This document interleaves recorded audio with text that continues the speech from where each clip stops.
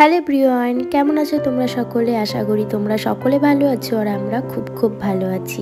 এই কনকনে ঠান্ডার মধ্যে সন্ধেবেলায় একটু এরকম মুড়ি মাখা হলে বেশ ভালো লাগে, তাই না বলো? তাই আজকে সন্ধেবেলায় এরকম একটা টেস্টি মুড়ি মাখিয়ে নিচ্ছি। ফার্স্টেই কিন্তু মুড়িগুলো নিচ্ছি চাল ভাজা। এই চাল ভাজা মুড়ি দিয়ে খেতে কিন্তু অসম্ভব সুন্দর লাগে, তাই আজকে চাল ভাজাটাই চুজ করলাম। তারপর এর মধ্যে গাজর, শসা, পেঁয়াজ, লঙ্কা অ্যাড করলাম, সামান্য আদাও অ্যাড করলাম। তারপরে নুন ছোলা যেটাকে বলে, ছোলাটাকে পেঁয়াজ দিয়ে সিদ্ধ করে নিয়েছি, সেটাকে অ্যাড করলাম। তারপরে অ্যাড করছি ফ্রাই করা প্যাকেট ছোলা।